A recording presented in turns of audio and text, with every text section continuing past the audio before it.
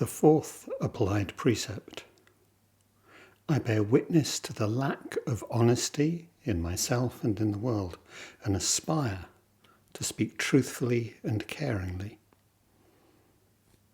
Or, traditionally, I undertake the precept to refrain from incorrect speech. Or simply, don't tell lies. Each of the precepts addresses something fundamental in our relationships with each other and within the multiplicity that is ourselves. With this fourth precept, the question is, what is it to speak and to be spoken to speak one to another, me to you? When I open my mouth, just who speaks and who hears? And of course, when I say speak, I also mean, what is it to write this and for you to be reading it? If to speak and to hear is always to be within relationship, then do you affirm or deny our mutual subjectivity? Affirm or deny our interdependence? Affirm or deny the reality of our mutual not separateness? I suppose we'd all like to think we are master of our words, that we say what we mean and mean what we say. We like to think that words describe and represent an inside of our minds and describe a reality that is out there, and that the words we use should be able, ideally at least, to state without ambiguity the facts of whatever event or experience I wish to relate to you or comment on. This is certainly the way speech is normally presented within Buddhism, as an ideal to which we should all aspire. And yet if words clearly do have meaning, this is not primarily by way of their corresponding with any external reality, by faithfully representing it, but by being tools with which we come to act on each other, and through which we fabricate both each other and ourselves. These tools are not of our own making. I speak a language which pre-existed me, and through using it, I became the self I am. More, our use of language is always motivated, purposeful, particular. My words may over and over again claim objective and independent truth, but the reality is that my words cannot help but embody my whole approach to the world. An approach made up as much of my hopes, fears and desires, my assumptions, my habits, my preconceptions, as it is of things and persons who are in any sense out there. Rather than a simple relaying of independent facts, our speech always carries value.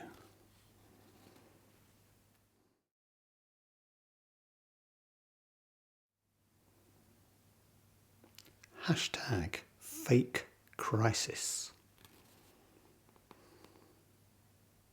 The memory of the COVID pandemic is still fresh. From the beginning of the crisis, everyone had an opinion, a definite view of how serious it was or might become. All sought the authoritative tone of certainty. The conspiracy theories that spread on social media and the internet are still circulating 3 or 4 years later. There were and are even those virulently arguing that the crisis itself was fake.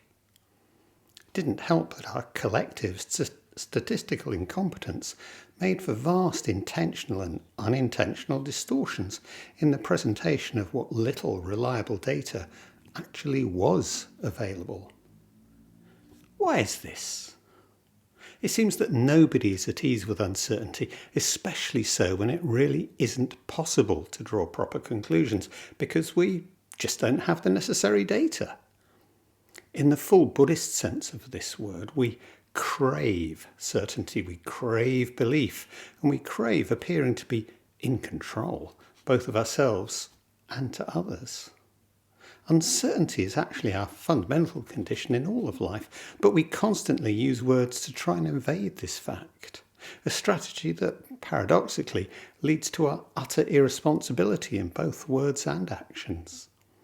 If we come back to the core principle of our practice as being not turning away from our experiencing, from our life as it is, then we can see ourselves as trying to evade the uncomfortable experience of uncertainty for the pleasurable one of certainty and the illusion of control it brings. Our collective experience of COVID shows too how we believe what we've become predisposed to believe. We crave the comfort and certainty of having a position, a view. And once formed, we allow this view to shape our perception and the formation of future views.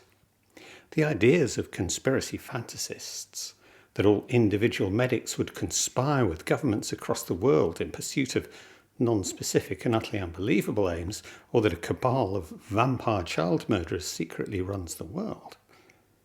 This persisted as an article of faith for a surprisingly large minority of people around the globe. Once we're committed, emotionally invested in a belief such as this, every possible shred of evidence that can appear supportive of the belief will confirm it to us, which in other contexts would be called confirmation bias, while every contrary piece is just seen as evidence of the deception practiced upon us. We desperately want to believe in something, however nonsensical, rather than face the reality of an infinitely complex and uncertain world. If we set aside the manipulators, those with an existing outright agenda and those simply out to get money or attention, then these stories were honestly spread because people wanted others to share their belief, and so better to believe themselves. How easy is it to suspend all rational judgment when our desire is involved? For each of us, our own relationship with love and sex in all their myriad forms should remind us of how easily we can delude ourselves and suspend our rational judgment. My desiring to believe is a self-state, which may itself derive from many different sources, and this self-state is dissociated from the rational, reality-checking thinking of others, of my other self-states. I can only believe if and when this dissociation happens, and I henceforth intentionally turn away from engagement. We can talk about this in more Buddhist terms as being delusion, a self-state that is internally consistent, makes sense to itself, but is based on false premises. More generally, here we can speak of the power of particular persistent sankharas, those mental formations that are literally ways of seeing the world and which shape our actual perceptions and understanding. Ideally, sankharas are both shaper and shaped, responding to new experience by evolving or changing, allowing us to see the world in new ways. My certainty fixes my reaction and disconnects me from the complex and uncomfortable in the experience of life as it is. In the age of fake news, it's never been more important to understand the complexity of this world. If we surely were once collectively too trusting of the authority of the voices of politicians, scientists and the media, we've now learned to doubt, and not always to doubt wisely. Collectively, we've come to look for foolishly simple answers to inherently complex problems, answers tending to cynicism or paranoia, or at least a disabling inertia, all of which in their very different ways still offer the tempting comfort of certainty. Genuine debate and engaged disagreement have seemed increasingly rare as entrenched and antagonistic viewpoints are adopted and maintained, while the manifestly untrue has been endlessly repeated as fact. COVID has challenged many certainties, not least some aspects of the lawfulness, in the sense we will explore in the ideas of analyst and theorist Jessica Benjamin, the lawfulness of some of our most important relationships. I never imagined that he or she could believe something like that. Old friendships and family ties can be thrown into question when those closest to us speak in ways that show that our assuming that we share a common sense of being in the world just doesn't apply. How far? How deep does this go? Can our mutual recognition be restored and repaired? We need to accept more. We need to own the actual and permanent uncertainty of our lives as we live them in each moment. This isn't simply coming to terms with not knowing how this or that situation will turn out. Even apparently life or death ones like the COVID pandemic. Our uncertainty in each moment is total. This is simply what it is to live as an embodied, vulnerable, mortal being. It's also what it is to live in time. It is in denying, turning away from this basic reality of our lives, that our collective craving for certainty and the resulting dissociation arise. COVID has demonstrated to us both our real uncertainty and the effects that our craving to avoid that uncertainty have had on us. In certainty, we separate ourselves from ourselves, from the reality of our uncertain lives, and from each other. This is one important aspect of the lesson of the two truths of absolute or ultimate and relative or conventional. If, as we'll argue, there is no absolute truth, then we're left with the always corrigible, revisable, provisional, and so conventional truth of the relative. We need to be able to see both, that we inevitably distort and misrepresent, and how this misrepresentation itself further misleads us. Understanding that this is so, seeing this, affects both how we think about the world and the actions we take in the world. We will never simply see the world as it is, but we may come to see the dimensions of our delusion more clearly, and this is a lot. Further, this absoluteness of our uncertainty, of our not knowing, is itself the precondition for what it is to be just this moment, or to truly recognise each other, or for that matter, recognise myself. This is the not knowing of which the koans speak, the not knowing that is most intimate, that is itself not separate. Who are you? The Chinese emperor asked of Bodhidharma. I don't know. Practice question. Has the pandemic, whether in its reporting or how it has affected my own life, changed my experience and the way I think and feel about my body, my life, this world? Has it changed the way I think about the stories I tell and those that other people do?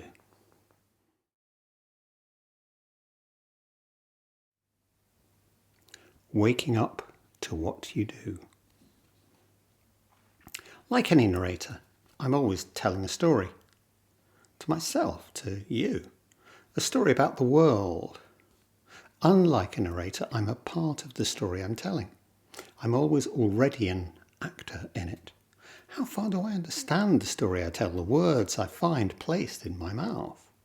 How far do I understand the motivation of my character, the levels of intention, the historical sediment framing my habits and assumptions? In these commentaries, I'll explore the connections between the levels we separate out from our experience of reality to think of as the personal or the social. To put it more intimately, to explore the way our society shows up as me. We're never the unified, self-consistent and hyper-individualised beings that so much of the way the world is framed for us might lead us to believe. So while don't tell lies is an excellent starting point, we need to look deeply at what we might mean by both truth and honesty. In Waking Up to What You Do, Ordinary Mind teacher Diane Rossetto points both to the importance of coming to understand our intention and to the difficulty of actually doing this. I myself might want to talk about intentions, plural, multiple and add-on, and how. Since at least the time of Freud we know that intention is rarely straightforward or single-layered. I can intend different and even contradictory things at the same time, coming from different places, the different self-states that I am. And in reality I'm anything but an open book to myself. Walt Whitman knew this well. Do I contradict myself? Very well, I contradict myself. I contain multitudes. I am impermanent and inconsistent, divided within myself, pulling in different directions at once. The more I try to deny or ignore this complexity, this self-contradiction, and the less I understand my own actions, and the more likely they are to miscarry. So perhaps honest here has to begin with the truths of how I actually feel in this moment, my actual thoughts and emotions, body sensations. To own my own words, I need to speak from a place of honesty, from how I do actually feel and not how I would like to feel or how I think I should feel. Hence, from the very beginning of working with this precept, we're back at our Zazen practice. How does this present feeling actually feel? Quite possibly my feelings in this single moment are complex and contradictory. On the one hand, on the other hand, how do I even know what I feel and what happens when I try to put all of this into words? And what happens when the words simply flow from my mouth as if I'm bidden? There's often a kind of honesty in this, but one that may itself cause hurt to others if those are not words framed in kindness. And when I hear these words fall from my mouth, do I feel vindicated and that I've said my truth? Or perhaps that I've let slip my secret self? Or that I've said something in the heat of the moment that I don't truly mean? What do I mean? Where did these words really come from? This is never some pre-written script that I'm reading. Our speech is always context, relationship, and never a game of solitaire I'm playing by myself. Diane Rossetto points at how best to approach these questions. So, please read the whole section on the practice in her chapter on this precept, preferably several times, and then actually do that practice for days, weeks, months, years, your lifetime. But meanwhile, let's take a look at some of what she says. Begin your practice of this precept by observing the ways in which you do not speak truthfully.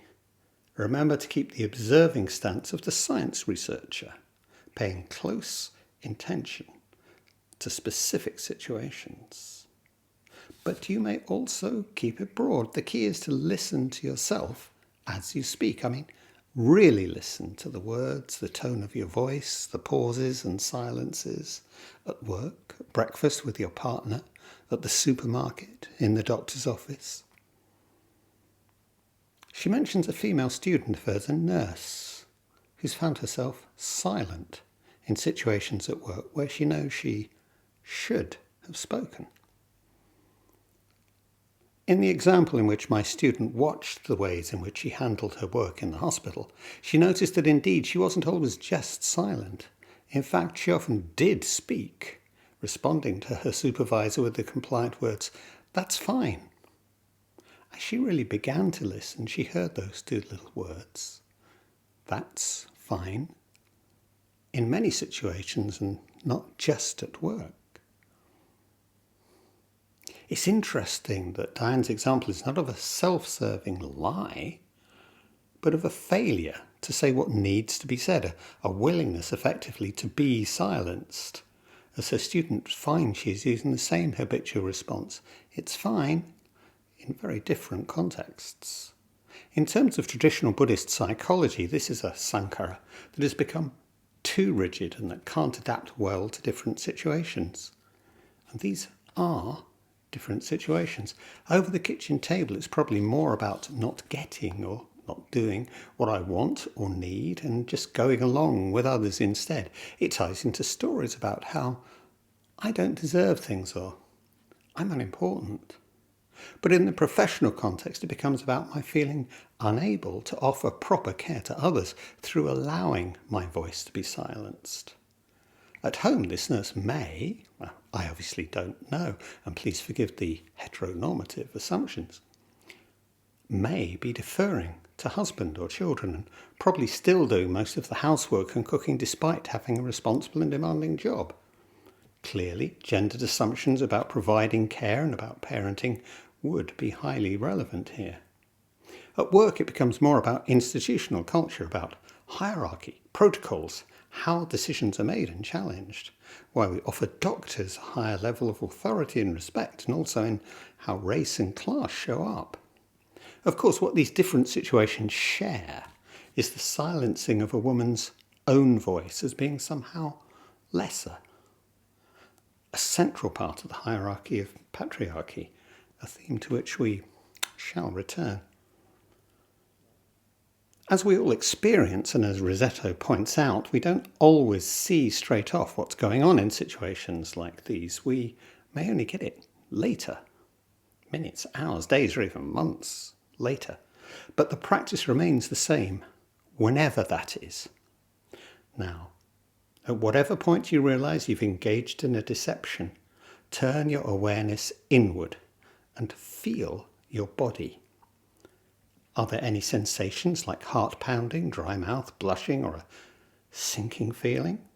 See if that sensation wants to name itself as guilt, shame, fear, or whatever. Don't demand an answer. Just invite it. Notice what sort of thoughts are present and notice if they string together into a storyline. What is that story? It's not necessary to catch all the thoughts, just one, and then just repeat to yourself, having a thought that you've just spoken truthfully. This can be a difficult time when our self-judging guilt mind takes over. But we handle a judging mind as we do any other thought or emotion or body reaction. Label, feel, breathe, and move on. This is beautifully and powerfully put description of ordinary mind practice. It's in the persistence, the return over and over again to it, that insight occurs as an embodied, visceral understanding that goes deep within us. Eventually, when you're ready, an insight will begin to emerge. You will not only know it in the gut, you will feel it and breathe it in its complete presence. My student, who is the nurse, worked with this precept for several months before she began to have a sense that what she was trying to keep silent was the belief that if she said what was on her mind, she'd be rejected. She allowed herself to experience the rising and falling experience of rejection whenever it came up by feeling it in her body, opening for as long as she could to it. Within Joko Beck's understanding of our practice, this is where we touch upon our core beliefs, those ideas acquired in early childhood that we hold and maintain as stories and coping strategies long after they have ceased to offer us any benefit at all. Rejection. I unconsciously believe that to speak the truth of my experience will mean that I am rejected by others, that I will not be recognised, and that my safety lies only in my compliance to their wishes. But if we can allow ourselves simply to sit with this experience, at first just a moment or two, and over time, longer and longer periods of time, pounding heart, closed chest, just breathing in and out, over and over. She paused in open stillness, allowing the sensation labelled rejection to rise and fall away, moving, changing, constant flux. What we experience is the groundlessness of our belief that we must be untruthful to our experience. It is the truthfulness of just this. What we think of as an unbearable experience, one that must be avoided by engaging in silence or falsehoods, is really not much more than energy manifesting in a certain way in our bodies and thoughts. We come to know intimately the many subtle ways we intentionally deceive in an attempt to escape deeply held assumptions about our identity, our dream of self. When we can experience for ourselves the transitory nature of the belief, then it no longer has us in a strong hold. We're a little freer of our requirements, freer to speak truthfully. I'd agree absolutely with this, but I think there are ways in which we can and need to go further. Put at its simplest, Joko's practice aims to show us our core strategies, and by sitting with the experience and awareness of them to lessen their hold over us. To the degree we can do this, we escape the dream of self, seen in classical Zen terms as the journey to no self, not self. From this perspective, it's purely a question of removing the negatives that give rise to a dream of self, our self-stories of lack and insufficiently, that give rise to the very idea of self and hence lead us to act selfishly. It's my perfectly normal inability to bear the pain of these stories and their accompanying feelings that leads to my desperate need to escape, at any cost to myself or others. Once I've come to be at ease with these feelings, discovered that they are really no more than patterns of energy, I can and will simply respond to the situation, and I'll always have an appropriate response because there will be no dream of self clouding my perception and judgment.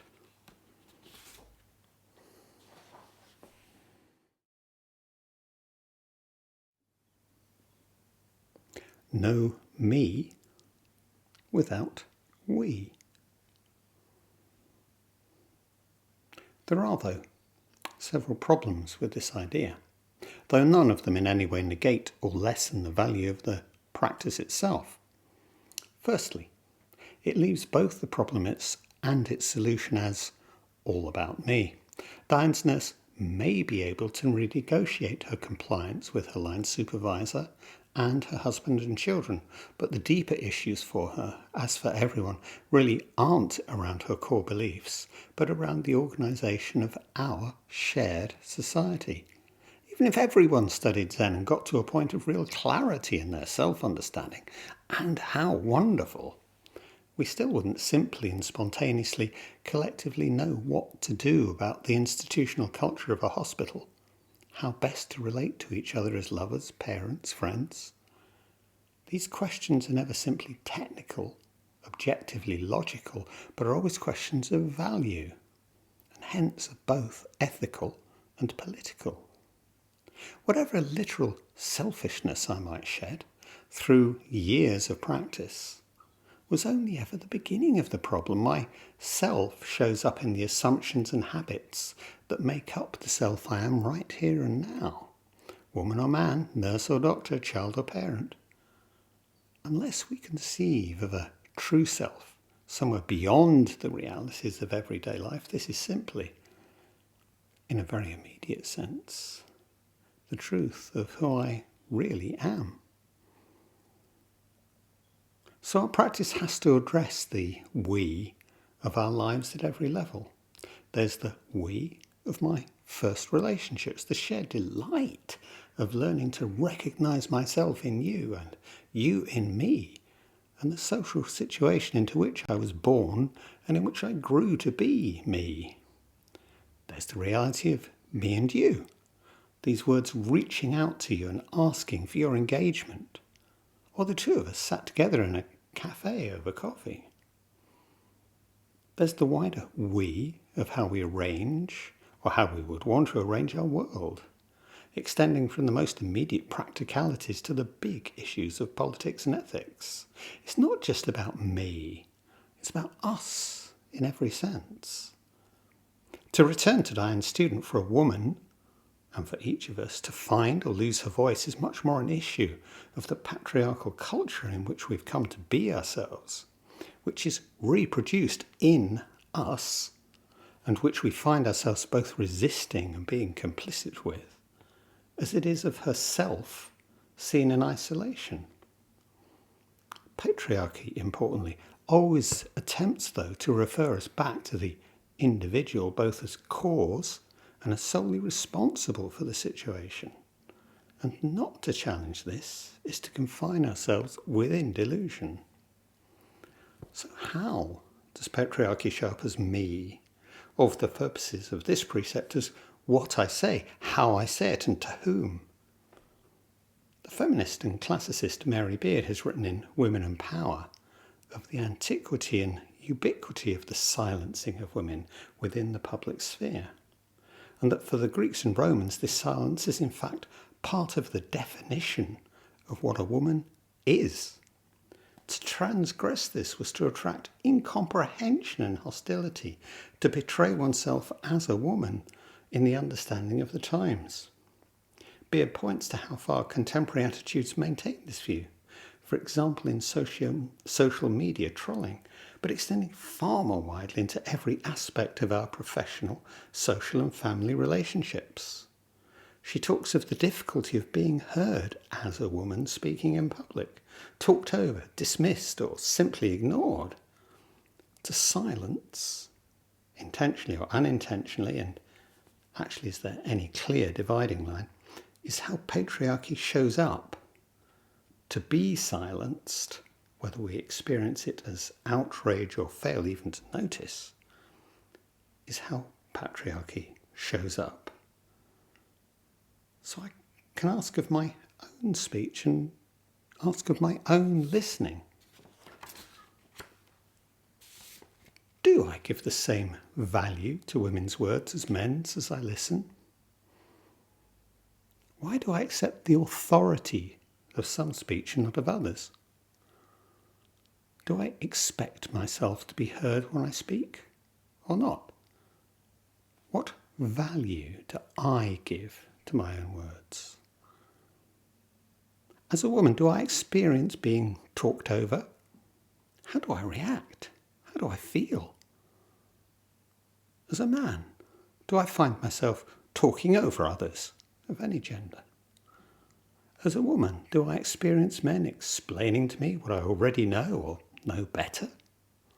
As a man, do I find myself mansplaining? As a woman, what must I do to be heard? As a man, how is it to be silenced or ignored? How do I react? How do I feel? As either, when I speak, where does my sense of authority come from? What must I know in order to speak and be heard? Who holds my words to be of value and who does not? As always, self-honesty is only possible with an awareness of how I actually feel in this moment and as this body. As always, I try to feel my own points of resistance. I've never had any trouble being heard. I would never do that kind of thing. Judgment is not my friend in this process. I get lost in good and bad and only strengthen my resistance. But even my judgment isn't bad. It's just another layer of my response, to be heard, gently noted and let go. And me. Already as a child, I recognised the need to know in order to feel able to speak, to have facts, an argument, the truth. In some ways, this has served me well. But of course, my understanding of knowing, of facts, of value, was largely or entirely framed within the strongly patriarchal assumptions around speaking that are still only beginning to be challenged. Both my mother and her own mother were highly articulate, and yet, in a sense, both knew their place as women. But they were also the example of my godmother, Audrey, and her partner, Joan. Political, engaged, knowledgeable in all kinds of areas, the smartest and most aware women with whom I spent time as a child. They formed from my earliest memories, and before I was even dimly aware of it, the possibility of a different way of being in the social world. I value their having been a part of my childhood ever more deeply as the years have passed. So to return to Joko's basic theme, surely it is actually far stronger as a general argument applying to us as a culture rather than individuals. In a world of absolute interdependence, it's a collective suffering and the dissociations, the repression, the evasion, the denial through which we attempt to avoid it, that have created the specific structures of violence, of inequality and exploitation, of which we are all a part. A little self-honesty is an absolutely necessary first step, but it is and can only be a beginning. To develop it further requires our awareness and understanding of what it is to be not just me, but we.